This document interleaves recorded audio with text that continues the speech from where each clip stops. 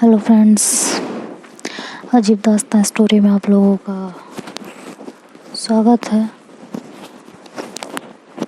जैसा कि last part में आप लोगों ने सुना कि एक रोमांटिक मोमेंट पे कज़न्स अंदर आ जाते हैं। कज़न भाई, श्रुति की कज़न, अक्ष की कज़न और अक्ष का भाई, सब लोग अंदर आ जाते हैं और उनको एक हनीमून वाउचर गिफ्ट करके जाते हैं। ये भी अपनी पैकिंग करते करते सो जाते हैं और टाइम का पता नहीं होता इन लोगों को। काफ़ी लेट नाइट तक पैकिंग करने की वजह से सुबह आँख भी नहीं खुलती। तो हर्ष कहता है कि अरे भाभी चली गई क्या। सब लोग मतलब बैठे होते हैं वहाँ पे हॉल में। तो उनकी कज़न बोलती हैं कि अरे हाँ यार, सुबह से तो मैंने भी नहीं देखा। जाते जाते तो उठाते तो सही ना हमें, या बताते तो सही गेट लॉक करने के लिए। ये लोग हैं कहाँ। तो कहते हैं देख के आते हैं। तो लोग रूम में जाते हैं तो डोर वैसे भी ओपन ही होता है, क्योंकि ये लोग पैकिंग वगैरह में लग जाते हैं तो डोर क्लोज नहीं करते हैं। तो जब जाते हैं नॉक करते हैं तो डोर हल्का सा ओपन हो जाता है। तो ये दोनों अंदर जाते हैं, देखते हैं कि ये दोनों तो अभी तक घोड़े बेच के सो रहे होते हैं। तो इनकी कज़न आके अक्ष को उठाती है और कहती है क्या मतलब, हेलो उठो। तो दोनों के दोनों नहीं उठ रहे होते हैं। तो उनकी कज़न बार बार कभी श्रुति को उठाती है, कभी अक्ष को उठाती हैं। कहते उठ जाओ भाई, कैसे आज कुंभकर्ण बने हुए हो तुम दोनों। तो ये लोग नहीं उठ रहे होते। तो हर्ष जो होता है वो पानी रखा होता है जग में वहीं पे, तो उठा के हल्का हल्का इन दोनों के मुंह पे चिट्टे मारता है। तो ये दोनों एकदम से होश में आते हैं। कहते हैं हाँ। तो श्रुति कहते हैं मत करिए ना प्लीज़ यार, छोड़ दीजिए ना, वो भी अभी नींद में ही होती है। शर्म आती है यार आप ऐसे करते हो तो। और अक्ष तो उठ चुके होते हैं, श्रुति को ऐसे बोलते हुए देखते हैं तो श्रुति को झकझोर को उठाते हैं। कहते हेलो, होश में आओ। तो श्रुति एकदम नींद से उठती है और अपनी बाहें अक्ष के गले में डाल देती है और कहती है जब आप सामने हो तो होश में इंसान कैसे आए। वो तो होश में आ ही नहीं सकता ना। और ये कह के वो ऐसे चिक्स पे किस करने जा ही रही होती है, तभी अक्षय से पीछे होता है। तो श्रुति उनकी गर्दन पकड़ के उन्हें अपनी तरफ खींचती है। तो पीछे से हर्ष समझ जाता है कि भाभी ने हमें देखा नहीं है। तो कहता तब श्रुति ऐसे पीछे पलट के देखती है तो उनकी कज़न और हर्ष खड़े होते हैं। तो वो एकदम से अक्ष को छोड़ देती है और सीधे होकर बैठ जाती है। कहती है हाँ लेट हो आज आप लोग, टाइम क्या हो रहा है। वो अपना मोबाइल उठाती है टाइम देखने के लिए। कहती है शिट 8 बज गए। अरे यार नाश्ता सब कुछ पड़ा है, कुछ नहीं बना होगा यार। हद, आई एम सॉरी दीदी, आई एम सॉरी। और ये कह के वो बेड से उठने लगती है। तो वो उनका हाथ पकड़ती हैं और कहती हैं ओ मैडम 8 तो बज गए, लेट तो हो गया, ये बात तो सही है, लेकिन नाश्ता बनाने में नहीं। तो कहते तुम लोगों को शिमला जाना है, बैग पैक करके वहाँ रख रखे हैं और खुद दोनों सो रहे हो। हद नहीं हो गई। कहा था ना सुबह 4 बजे निकल जाना, 8 बज रहे हैं इस टाइम। 6 घंटे लगते हैं पहुँचने में, कब तक पहुँचोगे तुम लोग बताओ। तो अक्ष कहते हैं कि ओ शिट यार, अरे यार दीदी यार नींद आ गई, पता ही नहीं चला। तो कहती हाँ नींद आ गई तुम लोगों को, बहुत सही। अब ब्रेकफास्ट मैं रेडी कर रही हूँ तुम दोनों का, फटाफट रेडी होके नीचे आ जाओ बैग वैग लेके अपना और यहाँ से निकलो। तो कहती है कि ठीक है दीदी। अक्ष कहते हैं श्रुति जो है वो अक्ष के कपड़े निकाल के रखती हैं। तो अक्ष बोलते हैं तुम क्या पहन रही हो। कहती है मैंने आपके लिए निकाल दिया, आपको यही पहनना है, बाकी मैं क्या पहनूंगी वो छोड़ दो आप, ठीक है। तो अक्ष कहते हैं देखो हमें बहुत लेट हो चुका है। तो कहती है हाँ तो लेट हो गया तो एक काम करते हैं कि साथ में शावर ले लें। कहती है वो आय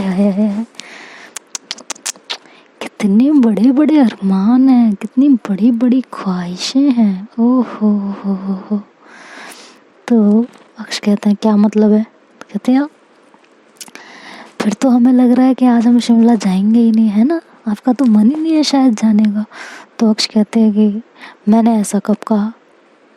मैं तो ये कह रही हूँ ना, ऑलरेडी लेट हो गए, अब एक एक करके नहाएंगे तो और लेट हो जाएंगे, तो साथ में नहा लेते हैं, जल्दी हो जाएगा। कहती है हाँ पता है मुझे कितनी जल्दी हो जाएगा, ठीक है आप जाके बाहर वॉशरूम में नहाइए, मैं यहाँ नहा के रेडी होती हूँ, चलिए जाइए जाइए जाइए। कहती मैं क्यों बाहर वॉशरूम में जाऊँ, मुझे तो नहीं जाना बाहर के वॉशरूम में, मुझे तो अपने ही रूम के वॉशरूम में नहाना है, मेरी आदत है, मुझे अच्छा लगता है वो। कहती है अच्छा ठीक है तो मैं बाहर चली जाती हूँ। तो जाने लगते हैं तो अक्ष उनको ऐसे पीछे से हक करते हैं और कहते हैं क्या है जान, कभी तो थोड़ा सा रोमांटिक हो जाया करो, हद नहीं हो रही है तुम्हारी। हाँ पहले तो बड़ी रोमांटिक हुआ करती थी, जब मुझे कुछ नहीं करना था मेरी सांसें तक अटका दिया करती थी तुम। हाँ मुझे ये लगता था बस पीछे हो जाओ पीछे हो जाओ, और अब तुम्हें मेरे पास ही नहीं आना होता, और जब मैं मौके ढूंढती हूँ तब भी तुम्हें दूर जाना होता है। हाँ ये सही नहीं है भी। तो अक्षय से पलटती है उसकी बाहों में ही और अपनी बाहें उसके गले में डालती है और धीरे धीरे उसके और ज़्यादा करीब आती है। तो अक्ष कहते हैं उफ लग रहा है आज कुछ होगा। कहती है बेशक, अब मेरी जान को इतनी तड़प है, इतनी बेचैनी है, इतनी शिकायतें हैं, तो दूर करना तो मेरा फर्ज बनता है ना, और मैं दूर नहीं करूँगी तो कौन करेगा। तो अक्ष कहते हैं ये भी बात सही है, चलो देर आए दुरुस्त आए। तो कहते हैं कि चलें फिर एक साथ नहाएं क्या? तो वो कहती है हाँ ना, मैं भी तो कब से कह रही हूँ। तो श्रुति ऐसे धीरे से अपना दोनों पैर उनके पैरों पे रखती हैं और अपनी दोनों बाहें अक्ष के गले में डालते हैं। अक्ष उनके कमर पे हाथ रखते हैं और उसे जोर से पकड़ के अपनी तरफ और करीब लेके आते हैं। दोनों के जिस्म एक दूसरे के जिस्म से कुछ इस तरह टकराते हैं कि बीच में से हवा भी बिना पूछे जा नहीं सकती थी।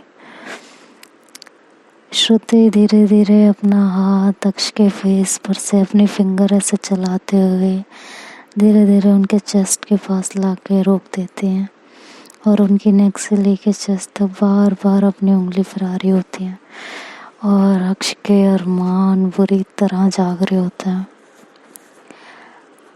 उनकी बॉडी में एक अजीब सी सेंसेशन हो रही होती है और उनकी पकड़ श्रुति पे और भी मजबूत होती जाती है और श्रुति का वो अंदाज उनको सेड्यूस करने का, जिस तरीके से वो अपनी उंगलियां उसके नेक और चेस्ट के आसपास घुमा रही होती हैं, हाय कयामत। तो श्रुति कहती अब आप अंदर जाएंगे, फिर ये ड्रेस अपनी शर्ट उतारेंगे तो बहुत ज़्यादा लेट नहीं हो जाएगा। हाँ तो अक्ष कहते हैं इरादा क्या है? तो श्रुति उन्हें आँख मारती है और धीरे धीरे उंगलियां अपनी लाके और उनके शर्ट के बटन खोलने लगते एक एक करके और एक बटन खोलती है, उंगली धीरे से नीचे लाती है, दूसरी बटन खोलती है, फिर उंगली धीरे से नीचे लाती है और अक्ष की तो हालत ख़राब हो रही होती है।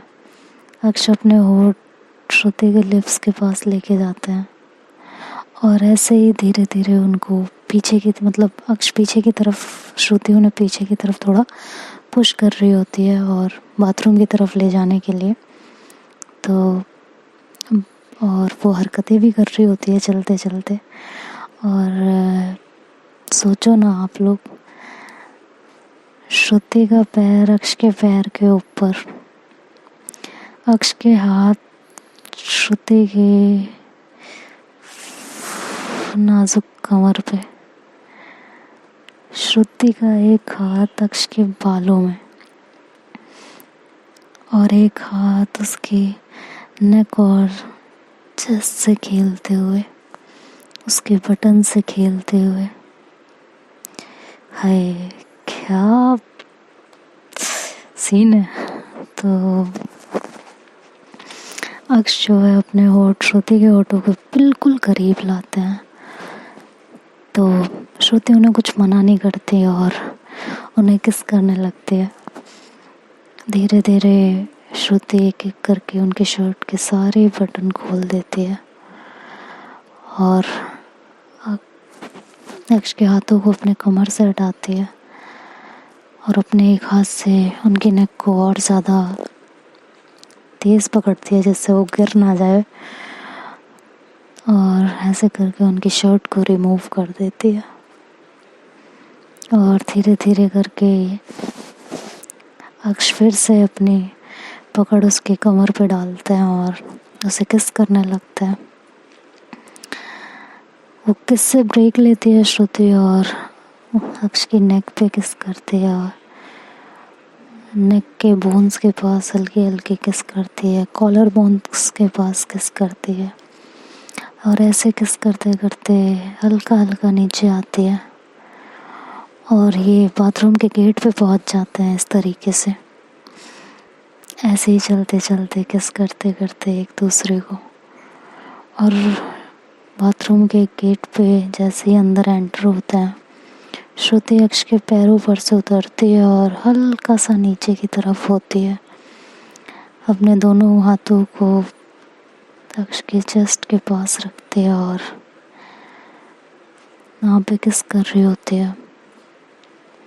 अक्ष एकदम मदहोश हो जाते हैं।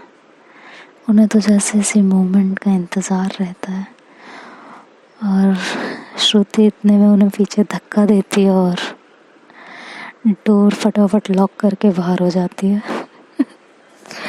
अक्ष कहते हैं,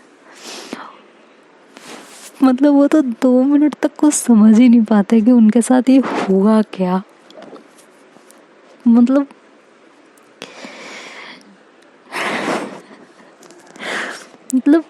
कौन सी एज पे लाग गए और श्रुति ने उनके साथ ये किया।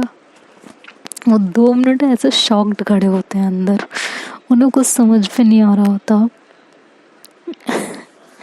और श्रुति बाहर से लॉक करके और अपना सिर उस पे ऐसे टिकाते हैं। अक्ष दरवाजे के करीब आते हैं थोड़ा अपने आप को संभालते हुए और कहते हैं, मुझे पता है तुम यहाँ से गई नहीं हो।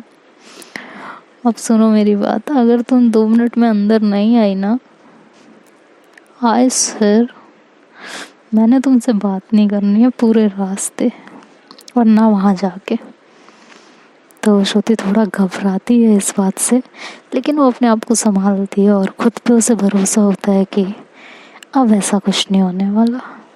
अगर नाराज़ हो भी गए तो मैं मना लूँगी, लेकिन अगर मैं अभी अंदर चली गई तो हमें डेफिनेटली और लेट हो जाएगा और घर वालों से डांट पड़ जाएगी। तो अभी थोड़ा इनके जज्बातों पे इन्हें कंट्रोल करने दो और थोड़ा सा मुझे भी अपने ऊपर काबू रखना होगा। इन्हें कैसे समझाऊं कि इनसे ज़्यादा तो हम तड़प रहे हैं इनसे मिलने के लिए। बस फ़र्क कितना है, इनका दिख जाता है और मेरा दिखता नहीं है। बट बात तो ये भी है ना कि इन्हें छेड़ने में जितना मज़ा आता है ना, इतना किसी चीज़ में नहीं आता। तो अक्ष कहते हैं, सुन रही हो ना मेरी बात, 2 मिनट के अंदर अंदर आ जाओ, मैं बता रही हूँ तुम्हें, तो ठीक नहीं पड़ेगा। ये जो हरकत तुमने की है ना, मैं सच बता रही हूँ, बहुत गंदी हरकत थी ये, अंदर आ जाओ। तो श्रुति कहती है, देखिए मैंने जो भी किया उसके लिए सॉरी, बट अभी आप फटाफट शावर लेके बाहर आ जाइए, ठीक है, और मैं बाहर जाके शावर ले लेती हूँ। तो अक्ष कहता है, यार प्लीज़ ना श्रुति, ऐसे नहीं होता यार, प्लीज़ अंदर आओ। तो श्रुति नहीं सुन रही होती बिल्कुल भी और वो नहीं मानती उनकी बात और वहाँ से चली जाती है। अक्ष का मूड बहुत ज़्यादा ऑफ हो जाता है। उसे लिटरली इस समय गुस्सा आ गया होता है, खुद के ऊपर भी और श्रुति के ऊपर भी। वो अपने ऊपर तो इसलिए आता है कि मैं इसके बहकावे में आ कैसे गई, और श्रुति के ऊपर तो डेफिनेटली आ ही रहा होता है। बेचारी इतने दिनों से ट्राई कर रही होती है उसके करीब जाने के लिए, लेकिन वो हाथ भी नहीं आ रही होती है। कुछ तो लोग नहीं आने दे रहे होते हैं कुछ श्रुति भी ऐसी ही थी। तो वो गुस्से में शावर लेने चली जाती है और श्रुति से पहले ही शावर लेके बाहर आ जाती है। श्रुति ने जो कपड़े निकाले होते हैं वो उनको नहीं पहनती, और जो शर्ट वो उस दिन खरीद के लाई होती है अपने लिए ब्लैक कलर की, वो उसे निकाल लेती है और उसको डाल लेती है बिल्कुल सिल्की सी नायलॉन कपड़े में। और श्रुति को बिल्कुल पसंद नहीं होता कि वो अपने शर्ट के 2 बटन खोल के रखें, वो भी बाहर जाते हुए, तो हरगिज़ नहीं। तो वो जानबूझ के अपने शर्ट के कॉलर की छोड़ के बाकी 2 बटन खोल देता है और रेडी हो जाते हैं फटाफट। काफ़ी अच्छे लग रहे होते हैं अक्ष रेडी होने के बाद, और एक जैकेट उठाते हैं और जैकेट डाल लेते हैं और वॉच वगैरह अपनी पहनने लगते हैं। तभी श्रुति अंदर आती है। वो गाउन पहन के आई होती है क्योंकि उसे साड़ी रूम में ही बदलनी होती है। तो जब वो अक्ष को ब्लैक शर्ट में देखती है, वो भी शर्ट के 2 बटन खुले हुए, तो श्रुति की कसम से बैंड बज जाती है। अक्ष के बाल खुले हुए, सिल्की बाल, शर्ट के 2 बटन खुली हुई, गले की चेन उनके सीने पर लटकती हुई, हाय, श्रुति को दीवाना बना रही होती है।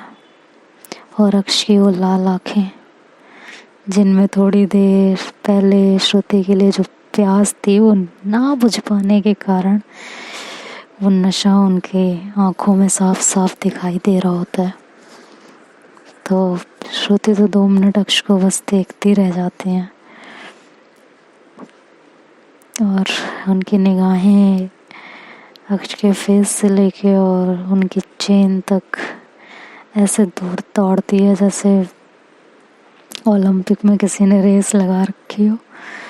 और वो धीरे धीरे करके डोर बंद करती हैं और अक्ष के पास आती हैं, पीछे से ऐसे, जैसे हाथों के पीछे से शोल्डर पकड़ते हैं ना पीछे से हक करके, ऐसे वो शोल्डर उनका पकड़ती हैं दोनों तरफ से, अंदर हाथ डाल के मतलब। तो अक्ष जब उनकी तरफ देखते हैं तो उनका हाथ फटाक से अपने पास से हटाते हैं और वहाँ से जाने लगते हैं। तो श्रुति उनकी जैकेट पकड़ती है और अपनी तरफ टर्न करती है। कहते हैं क्या है, लेट हो रहा है, अभी तुम गाउन में बैठे हो, रेडी हो? तो कहती है क्या पहनूं, साड़ी, सूट या कोई वेस्टर्न ड्रेस? तो अक्ष कहते हैं मेरे कहने से कौन सा कुछ होता है, जो तुम्हारा मन में आए वो पहन लो। तो श्रुति कहती है ओहो, कोई बहुत ज़्यादा नाराज़ है। हाँ, और ये कह के श्रुति उनके शर्ट की कॉलर एक हाथ से पकड़ती है और अपनी तरफ थोड़ा सा खींचती है और उनके नेक के पास अपना फेस लेके जाती है। तो अक्ष उनको पीछे करते हैं और कहते हैं रेडी हो जाओ, लेट हो रहा है सच में। तो अक्ष वाकई बहुत गुस्से में होता है और श्रुति को पता चल चुका होता है ये कि वो बहुत गुस्से में है। तो श्रुति उन्हें फिर से टीज करने लगती है, उनके नेक पे बार बार अपने किसी से गर्म सांसें। तो अक्ष उनको पीछे करते हैं और खुद दूर होते हैं उनसे, कहते हैं सुनो मेरी बात, ये नौटंकी ना अब मत दिखाओ मेरे से, रेडी हो, हम लेट हो रहे हैं, समझ में आया? और ये कह के वो जाने लगता है। तो श्रुति उनका हाथ पकड़ते और कहती है न जाओ सैया छुड़ा के भैया, कसम तुम्हारी मैं रो पड़ूंगी, रो पड़ूंगी। अक्ष अपना हाथ छुड़ाते हैं, और वहाँ से जाने लगते हैं। और श्रुति फिर से उनका हाथ पकड़ती है, कहती है मान भी जाइए ना। तो अक्ष वहाँ से रूम में से कुछ और लेने लगते हैं जाके। तो श्रुति वहाँ उनके पीछे पीछे आ जाती है। तो अक्ष वहाँ से भी हट के थोड़ा और ड्रेसिंग टेबल से कुछ लेने लगते हैं। तो श्रुति वहाँ भी आती है। तो अक्ष कहते हैं जहाँ भी मैं जाती हूँ वहीं चली आती हो। तो श्रुति हंस पड़ती है कहती है ओहो गाना गा दिया मतलब मान गए। कहते घंटा नहीं मानने वाली मैं, ठीक है, और मुझे तुमसे कोई बात करनी नहीं, और करो तुम टाइम पास। अगर अब घर वालों ने अगर डांटा ना तो मुझे नहीं कहना, फिर मैं बता रही हूँ, और मुझे तुमसे तो बात ही नहीं करनी है। ये कह के वो जाने लगती है। तो श्रुति उस समय कुछ नहीं कहती है और अक्ष वहाँ से चले जाते हैं। नीचे जाके वो इधर उधर टहलते हैं और श्रुति काफ़ी टाइम लगा देती है तैयार होने में, और नीचे सब वेट कर रहे होते हैं। 8 बजे के उठे उठे इन लोगों को 10 बज जाता है। श्रुति अभी तक रेडी नहीं हुई होती है और करीबन वो 9 बजे से तैयार होना स्टार्ट कर चुकी होती है। अक्ष इरिटेट होने लगते हैं कि यार ये लड़की कर क्या कर रही है, मुझे समझ में नहीं आ रहा है। तो आंटी के मतलब उनकी मॉम कहते हैं जाके देखो बीवी है तुम्हारी क्या कर रही है, कहीं कोई प्रॉब्लम तो नहीं है। कह रही मैं नहीं जा रही। तो आंटी कहती है जाओ देखो। कहती है यहीं से आवाज़ लगाते हैं। तो कहती है श्रुति सुनो लेट हो रहा है यार जल्दी आओ। श्रुति नहीं बोलती कुछ, तो वो और ज़ोर से चिल्लाते हैं लेकिन नहीं बोलती वो फिर भी कुछ। तो ऊपर आ रहे होते हैं और श्रुति बाहर निकल रही होती है, लेकिन जब देख उनके कदमों की आहट सुनती है तो वो जाके गेट के पीछे छुप जाती है अपने, और अक्षय से अंदर रूम में एंटर होते हैं। श्रुति फटाक से डोर लॉक करती है और उनके पीछे आ जाती है बिल्कुल। तो वो अक्षय एकदम से पलटते हैं और श्रुति की तरफ देखते हैं। श्रुति कयामत ढारी होती है उस दिन, बेहद खूबसूरत लग रही होती है। उसने वही साड़ी पहनी होती है जो अक्ष ने उसे गिफ्ट की होती है, वाइट कलर की, और वो उसमें किसी अप्सरा से कम नहीं लग रही होती। अक्ष का जैसे गुस्सा ही काफुर हो जाता है हवा बन के उनके सर से, और वो श्रुति को ऐसे देख रहे होते हैं, ऐसे निहार रहे होते हैं जैसे आज तक उन्होंने देखा ही नहीं है श्रुति को कभी। श्रुति समझ जाती है कि अब इनका गुस्सा ज़्यादा देर तक नहीं टिकने वाला, तो बड़े प्यार से अक्ष के पास आती है और अपना सर उनके चेस्ट पे रखती है और कहती है पता नहीं कब तक गाड़ी में आपको हक नहीं कर पाऊंगी, तो एक हक तो बनती थी ना, और मुझे पता था आप आओगे मुझे लेने के लिए। तो दोनों कमाल के लग रहे होते हैं साथ में, वाइट कलर की साड़ी, ब्लैक कलर की शर्ट, उफ। और अक्ष तो मंत्रमुग्ध होके खड़े होते हैं बिल्कुल, लेकिन थोड़ी देर में उन्हें अपने होश आता है और कहते हैं इससे तो मैं नाराज़ हूँ, मुझे तो बात ही नहीं करनी है, लेकिन यार बहुत खूबसूरत लग रही है, तारीफ़ कर दूँ? नहीं अभी नहीं, अब तो पहुँच गई होगा, जो कुछ होगा। थोड़ी नाराज़गी तो बनती है ना मेरी भी, नहीं तो ये वहाँ जाके भी नाटक करेगी फिर। तो ऐसे ही श्रुति को खुद से दूर करते हैं और कहते हैं चलो। कहती है अच्छा बता तो दीजिए मैं कैसी लग रही हूँ। अब इतना गुस्सा है कि बताएंगे भी नहीं मैं कैसी लग रही हूँ। तो अक्ष कहते हैं हाँ ठीक लग रही हो चलो। कहती है बस ठीक? कहती हाँ इतनी खूबसूरत नहीं हो कि मैं तुम्हारी तारीफ़ करूँ बैठ के, ठीक है। तो श्रुति कहती है अच्छा? कहती है हाँ। कहती देख लो शिमला जा रहे हैं, अगर किसी और को मैं पसंद आ गई तो। कहती अरे जाओ, तुम्हें कोई और पसंद करेगा, हटो। तो कहती अच्छा? कहती है और क्या, किस्मत ही खराब हो गई उसकी। कहती है अच्छा ये बात है कि हाँ। तो वही कह के वो जाने लगता है, तो श्रुति पीछे खड़ी होती है। कहते हैं चलो अब। तो श्रुति कहती है सोचो ज़रा। तो कहती क्या? कहती है सोचो ज़रा जाने जिगर बीतेगी क्या तुम पे अगर हमको जो कोई चुरा ले, तुमसे हमको जो कोई चुरा ले। अक्ष का ना दिल एकदम धक से कर जाता है ये सुनते कि सच में अगर इसे कोई मुझसे चुरा ले तो क्या होगा। खैर वो खुद पे कंट्रोल करती हैं और उसी वे में श्रुति को जवाब देते हैं कि किसी ने जो तुम्हें छीना नामुमकिन है उसका जीना, कैसे नजर कोई डाले, तुम पे कैसे नजर कोई डाले, प्यार पे अपने इतना भरोसा। श्रुति बोलती है तो अक्ष कहती है कि इतना मोहब्बत में फितरत हमारी। अब चलें मैडम, लेट हो जाएगा। तो हो गए आपके गाने कंप्लीट? अब चले, मिल गया आपको जवाब कि अगर कोई तुम्हें मेरे से छीनेगा तो क्या होगा। हाँ, गुस्सा नाराज़गी अपनी जगह है, इस तरह की बातें मेरे से मत किया करो। मैं इमेजिन भी नहीं कर सकती हूँ इस चीज़ को। ज़िंदगी बदल दी है तुमने मेरी, ठीक है। अब चलो यहाँ से, कर दिया ना मेरा मूड और ख़राब। और ये कह के वो बाहर चले जाती है। श्रुति कहती है उफ यार, इतना प्यार, पता नहीं था इतना प्यार ये मुझसे करेंगे, इतने की उम्मीद नहीं थी मुझे। हाय भगवान, बहुत अच्छा लग रहा है। और वो ऐसे लकड़ी की दरवाजे की चूमती और कहती टच फुट नज़र ना लगे किसी की। और ये कह के वो अक्ष के पीछे दौड़ती है और ये दोनों नीचे आते हैं। थोड़ा वहाँ से मेल मिलाप होता है और ये फिर शिमला के लिए निकल जाते हैं। तो देखते हैं इनका शिमला में रोमांस होगा या कुछ और ही होगा, क्योंकि श्रुति के इरादे तो मुझे नेक लग नहीं रहे। अब क्या होगा आगे ये तो नेक्स्ट पार्ट में पता चलेगा। तब तक के लिए बाय बाय, टेक केयर, कल मिलते हैं।